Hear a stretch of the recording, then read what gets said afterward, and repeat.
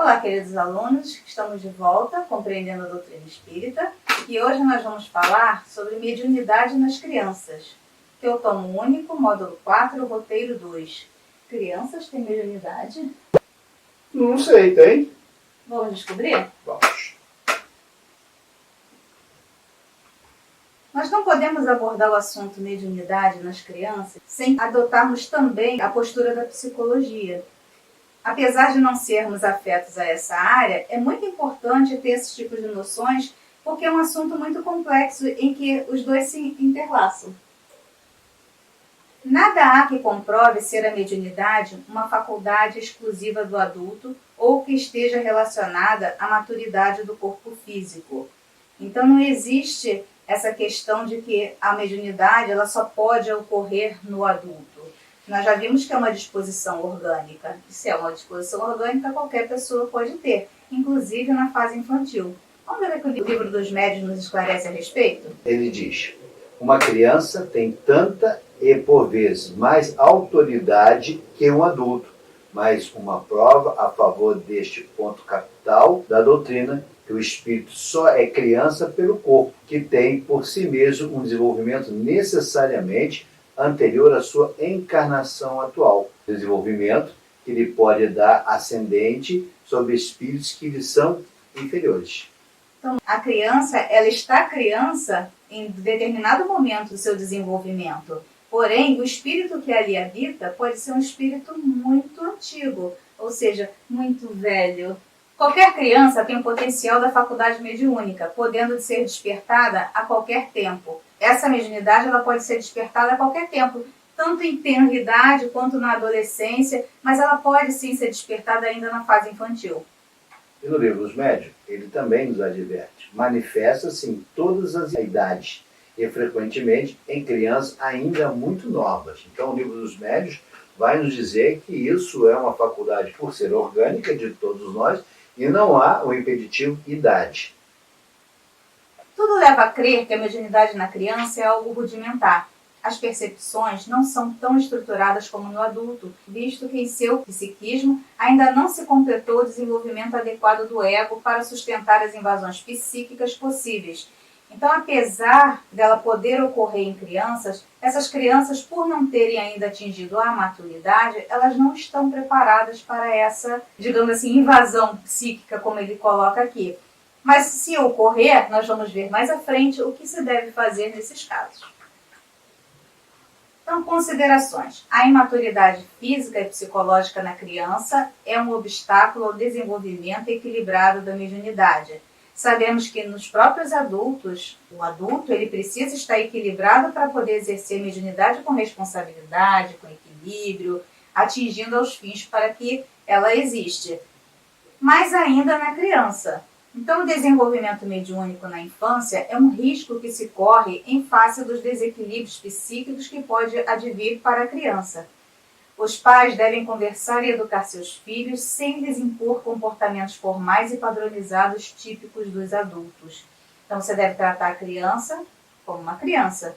Explicar sim, porém, com uma linguagem e de uma forma que ela entenda, sem alardear, sem criar fantasias, para que ela tenha aquilo como uma ocorrência natural, apesar de não acontecer com todas as crianças, mas ainda assim ela receber aquilo com naturalidade, até para não se assustar, não ficar temerária. Então, temos que abordar com muita cautela essa ocorrência mediúnica nas crianças. Não devem os pais estimular a mediunidade em seus filhos, tendo em vista a possibilidade de lhes dificultar a estruturação do ego. A pouca quantidade de crianças que se conhece exercitando a mediunidade se deve à não maturação do ego, ainda não consolidado para o exercício de uma faculdade, cuja possibilidade de cindir, por esse motivo, é grande. Então a gente não deve estimular. Se ocorrer, sim, vamos tratar com responsabilidade, mas não deve ser estimulada, ser alardeada para a criança, porque ela pode tomar como uma fantasia, ela pode não entender ainda o propósito dessa mediunidade. A gente deve sempre ter muita cautela ao lidar com as crianças. O frágil organismo infantil e sua inexperiência podem sofrer os efeitos de uma aproximação obsidiante. A imaginação da criança é sobremodo excitável, o que pode ocasionar consequências perigosas sob o ponto de vista do equilíbrio, da estabilidade espiritual. Então, nós já vimos nas aulas anteriores que detectar a ocorrência mediúnica, se aquilo realmente é uma comunicação mediúnica e se é uma comunicação de um bom espírito ou não, já é uma tarefa difícil para os adultos. Imagine acontecendo em uma criança onde tem já a sua imaginação excitável. Fica muito mais difícil. Como é que uma criança vai saber distinguir uma comunicação de outra, se aquilo é bom, se aquilo é ruim? Então, são negativos todos os aspectos do desenvolvimento mediúnico das crianças. O codificador, missionário escolhido, estava certo ao desaconselhar tal proceder.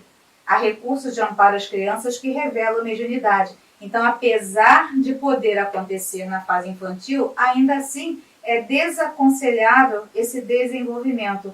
Então, no livro dos Médiuns, no capítulo 18, nós vamos encontrar na questão 221, no item 6, a seguinte indagação que Kardec faz.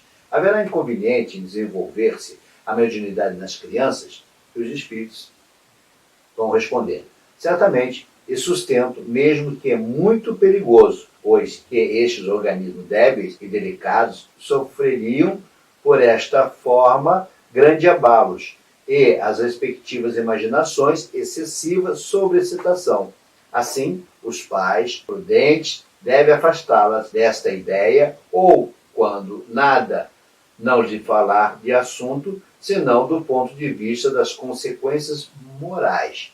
Então, olha a advertência, sabe a advertência que os espíritos nos fazem em relação às nossas crianças. Não buscar, não estimular, não trazer à tona determinadas manifestações que algumas vezes vão aparecer, mas se não lardeada, elas vão deixar de lado. Não é o momento da criança ainda trabalhar isso. Então, somente, como ele bem fala, pelos aspectos morais que devemos mostrar isso para a criança. Mas, de um modo geral, não trazer à tona essa ideia dessa mediunidade, para que a criança não use isso como um instrumento de brincadeira ou, quando não, atrapalhe o seu desenvolvimento psíquico. Por isso, advertimos a necessidade da procura da ciência, da psicologia para auxiliar, porque sim, algumas vezes não são manifestações espíritas, são a imaginação dessa criança a trabalhar e a criar personagens. Os nossos amiguinhos invisíveis, os nossos companheiros de diálogo, que muitas das vezes essa criança está apresentando um problema psíquico, para se blindar contra os ataques externos, cria essas figuras. Isso o psicólogo tem condições de orientar e mostrar, e que nada tem a ver com mediunidade. Então temos que ter cautela na análise dos fenômenos que estão sendo apresentados pelaquela criança e como aquilo está ocorrendo, para que a gente possa ter um tratamento adequado ou uma orientação adequada. A grande maioria das vezes que se assiste não são manifestações espirituais, e sim problemas psíquicos, que é preciso estar sob a orientação de um profissional para poder melhor encaminhar essa criança. Por isso, no início da aula, falamos que era muito difícil tratar mediunidade nas crianças e deixar de lado a psicologia. Reafirmando novamente, não somos afetos à área da psicologia, porém, aconselhamos sempre a buscar o auxílio da psicologia nos casos de mediunidade nas crianças. Devemos considerar, porém, que há crianças cuja mediunidade ocorre naturalmente, sem causar-lhes transtornos. Essas crianças são médiuns naturais, e quando numa criança a faculdade se mostra espontânea, é que está na sua natureza e que a sua constituição se presta a isso. O mesmo não acontece quando é provocada e sobreexcitada. A criança que tem visões geralmente não se impressiona com estas, que lhe parecem coisa naturalíssima, o que dá muito pouca atenção e quase sempre esquece. Então, essas ocorrências naturais, onde a criança não fica temerária, onde a criança recebe aquilo como uma coisa ordinária para ela, é uma ocorrência natural e isso não deve ser excitado. A gente deve receber sim, observar, porém não deve ser excitado. E muitas das vezes, como ele mesmo ressaltou, aquilo simplesmente passa. Ocorre durante algum tempo e depois passa, cai no esquecimento da própria criança e ela nem lembra mais quando chega na fase adulta. Para o início da prática mediúnica, não há idade precisa. tudo dependendo inteiramente do desenvolvimento físico e ainda mais do desenvolvimento moral. Então, como é uma disposição orgânica e pode ocorrer em qualquer fase, não temos uma idade precisa. Há crianças de 12 anos a quem tal coisa afetará menos do que algumas pessoas já feitas. Sim, existem muitos adultos que não estão preparados para isso e que recebem muito mal a questão da mediunidade. Porém, existem crianças que recebem como coisa muito natural. Falo da mediunidade em geral, porém a de efeitos físicos é mais fatigante para o corpo. A da escrita tem outro inconveniente, derivado da inexperiência da criança, dado o caso dela querer entregar-se a sós ao exercício da sua faculdade e fazer disso um brinquedo. Como falamos anteriormente, a questão da criança não ter condições de ver a seriedade que aquilo deve ser tratado. E aí, como é algo espetacular para ela, ela vai acabar fazendo um brinquedo, querer mostrar para os outros amiguinhos e aí trazer outras crianças para querer brincar com aquilo. E realmente isso vai trazer muitos prejuízos, sem falar que é algo muito sério e que ela está tratando como uma brincadeira. A prática do espiritismo demanda muito tato para a inutilização das tramas dos espíritos enganadores. Se estes iludem homens feitos, claro é que a infância e a juventude mais expostas se acham a ser vítimas deles. Sabe-se, além disso, que o recolhimento é uma condição sem a qual não se pode lidar com espíritos sérios. As evocações feitas estovadamente por gracejo constituem verdadeira profanação que facilita o acesso aos espíritos zombeteiros ou malfazejos. Novamente, como já falamos anteriormente, se um adulto ele requer muita experiência, muita concentração, um preparo moral, um preparo mental para que ele possa estabelecer uma comunicação com um bom espírito, para a criança que não tem condições de perceber isso, ela vai estar abrindo um campo para quê? Para espíritos brincalhões, zombeteiros, e esses sim vão se aproximar e se aproveitar da fragilidade delas, abrindo esse portal.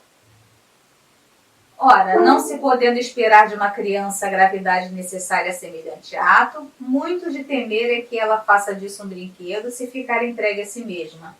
Ainda nas condições mais favoráveis, é de desejar que uma criança dotada de faculdade mediúnica não a exercite, senso sob a vigilância de pessoas experientes que lhe ensinem, pelo exemplo, o respeito devido às áreas dos que viveram no mundo. Por aí se vê que a questão de idade está subordinada às circunstâncias, assim de temperamento como de caráter. Então, não é que ela não possa utilizar. O problema é que ela pode querer fazer sozinha, sem a vigilância, a coordenação, a orientação de alguém experiente no assunto que irá protegê-la nesses casos de espíritos zombeteiros ou com a intenção de causar o mal. Ou até mesmo espíritos sem sofrimento que vão se aproximar dessa mediunidade no desejo de expressar uma comunicação, no desejo de expressar um sentimento de seu sofrimento, no desejo de pedir socorro, vão procurar esse médium, porque é um médium, para buscar esse contato. E a criança, não estando preparada, não vai ter o devido respeito a esse sofrimento, a essa dor, a essa angústia que aquele espírito está a vivenciar. Porque sim, ela está procurando socorro de um médium que possa ouvi-la e transmitir a necessidade dela. E essa criança não está pronta para isso, ela não compreende, ela não está ainda habilitada a interagir e a perceber o sofrimento do outro com o devido respeito, né? Com a devida empatia, porque sim, nas mesas de desobsessão, nas mesas de orientação, o que se faz mais é ter empatia para aquele espírito, compreender o seu sofrimento, compreender a sua dor e ali passar a orientar. E a criança, por não ter essa percepção, nem maturidade, naturalmente, ela vai brincar muitas das vezes com aquilo que está sendo dito. E aí vai trazer muito mais sofrimento, muito mais mágoa para aquele espírito comunicante. E aí nós sempre ressaltamos, né, Hollywood está cheio desses exemplos. O filme O Sexto Sentido, que mostra justamente o quê? A mediunidade de uma criança e um espírito tentando se comunicar, tentando buscar o auxílio dele para poder continuar a sua jornada. E tem outros filmes também que falam sobre isso. Fenômenos mais comuns. Falamos um pouquinho do que a doutrina fala a respeito, que ela nos orienta, as cautelas que devem ser observadas, os porquês dessas cautelas. Agora vamos ver o que mais acontece com as crianças que apresentam essa mediunidade. Um dos fenômenos mais comuns é a vidência desencarnados, seja ele pessoas adultas, espíritos adultos, seja ele crianças, os amiguinhos espirituais.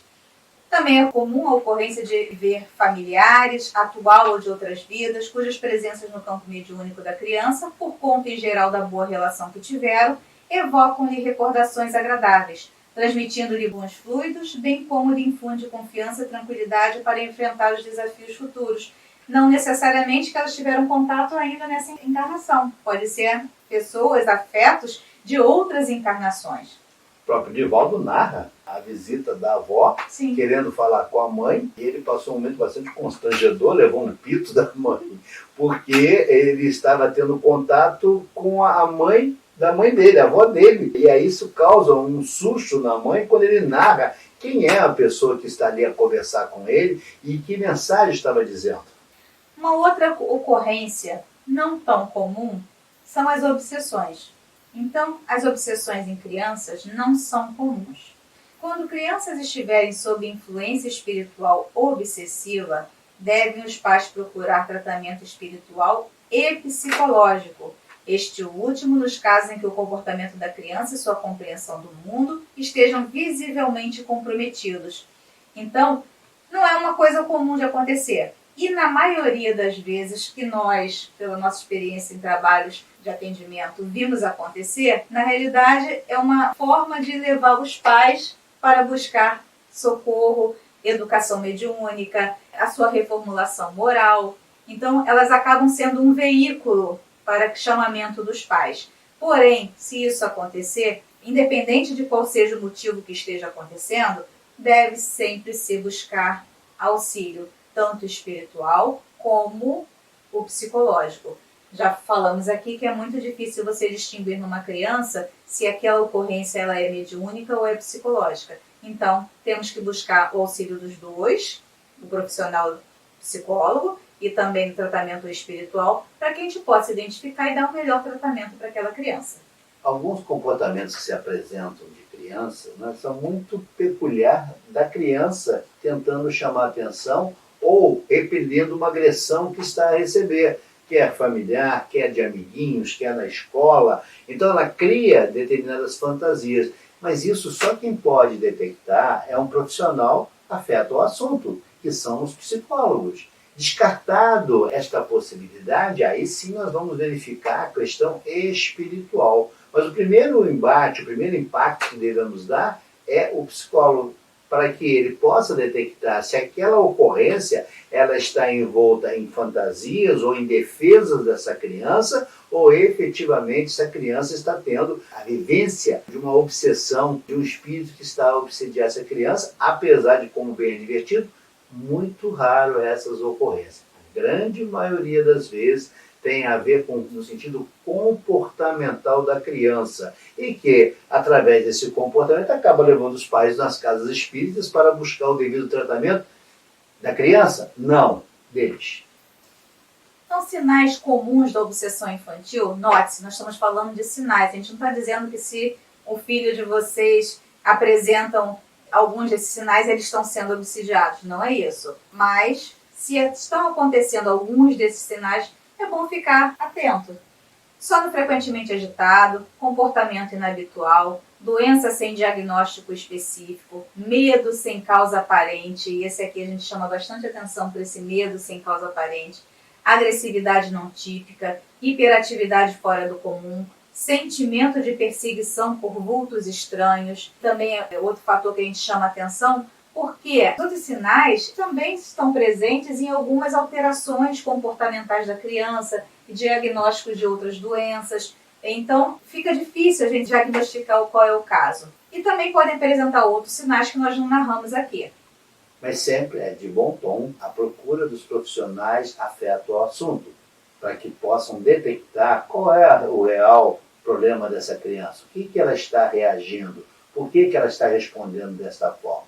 Claro que coadjuvante a esse tratamento, o trabalho espiritual vai ajudar? Sim, vai ajudar, não tem a menor dúvida. Com as orações, com água fluidificada, enfim, com o conjunto que é oferecido do auxílio desse tratamento. Mas lembre-se, não necessariamente esses sinais são ligados a puramente obsessão. Ele pode ser de origem comportamental, de defesa dessa criança. Friso muito isso para que as pessoas muitas das vezes chegam nas casas espíritas correndo, desesperado, que meu filho está sob uma ação obsessiva. Quando, na verdade, uma vez detectado, uma vez verificado, vamos observar que ali não está presente uma obsessão, e sim um problema comportamental da criança em relação aos pais, a uma reação natural de defesa dessa criança pelaquilo que o mundo exterior está apresentando a ela. Então, o que é aconselhável nesses casos? Crianças que apresentam transtornos psíquicos com influência espiritual obsessiva devem ser conduzidas a tratamento psicológico ou psiquiátrico, conforme seja o caso, e a tratamento espiritual sem ser conduzida a reunião mediúnica ou ao desenvolvimento de suas faculdades. Vamos chamar a atenção, já falamos a questão do desenvolvimento das faculdades no início da aula, que não deve ser feito. E na questão 222, também do Livro dos Médiuns, é falado por Kardec, em resposta às suas colocações, que não, novamente ele frisa, não se deve forçar o desenvolvimento das faculdades nas crianças, quando não é espontânea, ou seja, não é algo espontâneo, então eu não devo provocar. Lembre-se, a mediunidade é inerente a todo ser, ela é uma disposição orgânica, essa é a definição de mediunidade. Então, qualquer ser, independente de idade, vai ocorrer a manifestação quando provocada. Neste caso, quando ela não é espontânea, ele adverte, não devemos provocar, e que em todos os casos se deve proceder com grande circunspeção, não convidando, nem excitá-las, nem animá-las nas pessoas débeis. Então ele está nos dizendo que a gente não deve forçar a criança, não deve fazer com que essa mediunidade se aflore fora do tempo.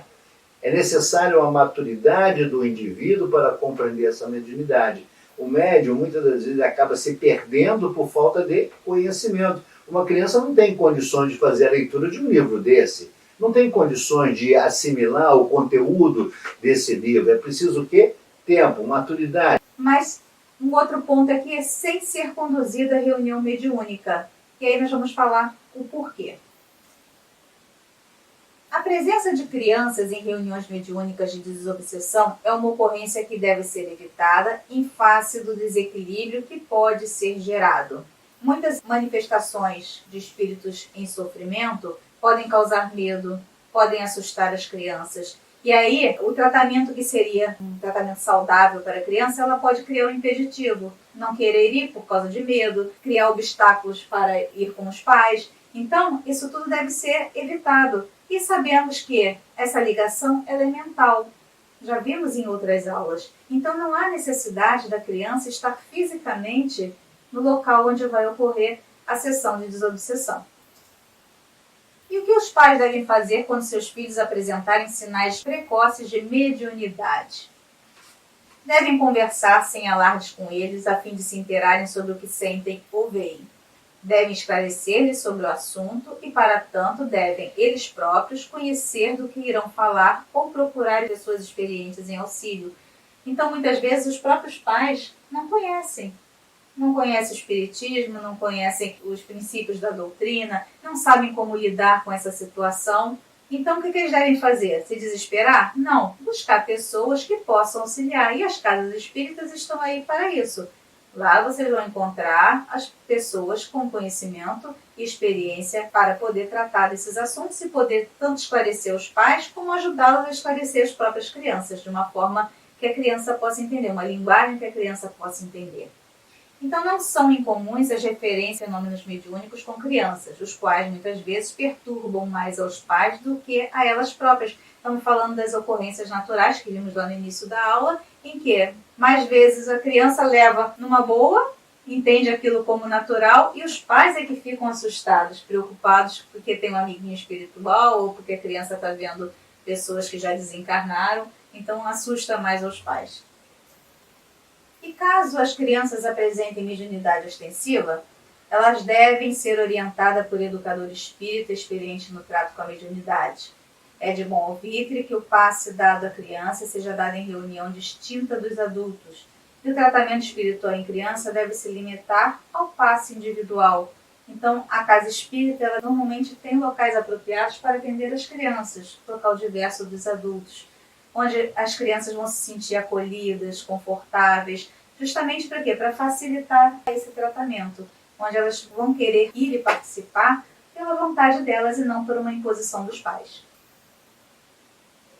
E a gente não tem como falar em tratamento espírita sem falar na educação espírita das crianças. Ela deve começar em casa. Como que? Se a família não é espírita e existem essas ocorrências, a família deve começar a aprender um pouquinho da doutrina espírita. E começar também a ter livros que atendam à capacidade das crianças de compreender aqueles ensinamentos. Como ele bem ressaltou, você não pode pegar o livro dos médios e dar para uma criança de 6, 7 anos ler. Elas não vão entender, elas não estão prontas para aquela leitura. Então, a gente deve ter leituras apropriadas para as crianças. E deve ser complementada em instituições pedagogicamente preparadas para tal, com conteúdos adequados ao ego em fase de consolidação. Normalmente nós temos também nas casas espíritas educação para adultos e educação para crianças. A forma das crianças é uma forma tenra, uma forma doce, uma forma de se mostrar a mediunidade e todos os aspectos da vida espiritual de uma forma lúdica, onde elas vão querer aprender, gostar do que estão vendo e tratar aquilo como uma ocorrência natural. Adverte-se que esta educação não deve conter exercícios mediúnicos, nem contatos explícitos com desencarnados em condições de sofrimento ou intenções agressivas.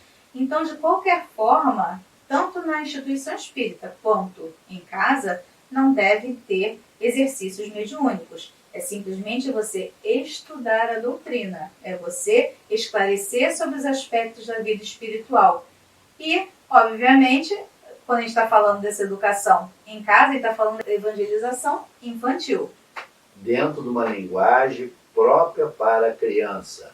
Própria para a criança. Então, com explicações que a criança vai perguntar, vai questionar, também tem que ser amoldada a capacidade dela entender aquilo que está sendo dito.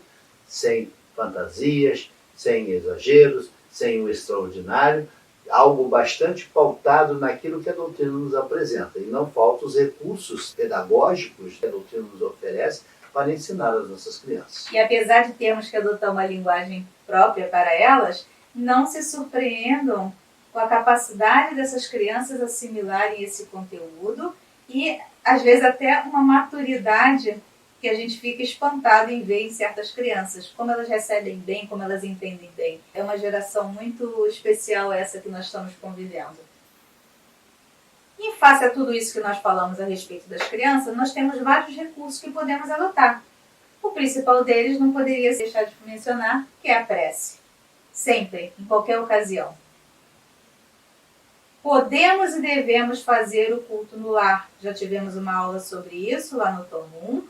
E o culto no lar, ele quando tem a participação de crianças, a leitura deve ser amoldada para que elas entendam.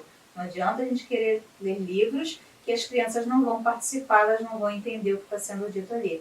Então, nós temos que pegar livros ricos, sim, de ensinamentos, mas que as crianças possam participar, porque é muito importante que elas queiram participar, que elas gostem de participar. Isso vai fazer também com que aquele espírito intencionado em comunicar-se, usando mediante uma criança, vai frear essa disposição, vai diminuir essa disposição dessa comunicação, porque vai entender através desse recurso da prece, do culto no lar, que não é o momento adequado e aquele não é um instrumento adequado para que haja comunicação e vai procurar um instrumento mais apropriado para que ele possa se comunicar. Um outro fator também é que o culto no lar, o evangelho no lar, como vocês queiram chamar, ele traz uma harmonia para o ambiente. E se as reações, o que a criança está mostrando através das suas atitudes, seja uma resposta ao que ela está vivendo de uma desarmonia no lar, o próprio culto no lar vai poder fazer isso diminuir. Então, vai trazer um equilíbrio para todos, para os pais, para as crianças. Então, muitas vezes, o próprio culto no lar ele resolve o problema que a criança está apresentando. O tratamento espiritual, como já abordamos bastante, as aulas de evangelização, então é importante também que elas participem das aulas de evangelização numa casa espírita, Porque não só elas vão aprender sobre o mundo espiritual, como também elas vão ter contato com outras crianças que estão vivenciando o que ela também está vivenciando e ver a normalidade do que é isso. A harmonização do lar, como já falamos. E o mais importante, atenção e amor. Porque muitas vezes as crianças estão agindo assim, mostrando agressividade, mostrando um comportamento agitado, porque elas estão buscando atenção. Então, muitas vezes o que elas querem é simplesmente atenção e amor. E amor, né? Principalmente hoje, nos nossos dias da modernidade, onde os nossos papais e mamães estão mais preocupados com seus WhatsApps e suas redes sociais do que efetivamente atenção e amor. A criança está dizendo, pare com o WhatsApp, pare com o Face. Não que isso não seja útil, mas o exagero é que é a causa, muitas das vezes, da criança estar expressando toda essa forma de desajuste que ela vem apresentar e que não, nada tem a ver com a questão espiritual, tem a ver com a questão comportamental, como falamos anteriormente, e com a necessidade da procura da ajuda de psicólogos que podem detectar essa falta de atenção ou esse sentimento de abandono que a criança está a experimentar naquele momento. Então esperamos que com essas elucidações vocês possam compreender que a mediunidade das crianças é uma coisa normal de acontecer. O que não deve ser deixado de lado. Ela deve receber sua atenção sim, sem alardes, sem sustos, e sim buscar conhecer do que está acontecendo, buscar as medidas que são auxiliares dessa educação, dessa mediunidade, para que a sua criança possa ter uma vida normal, onde aquilo não vai ser um empecilho. Nos vemos no próximo encontro. Graças a Deus.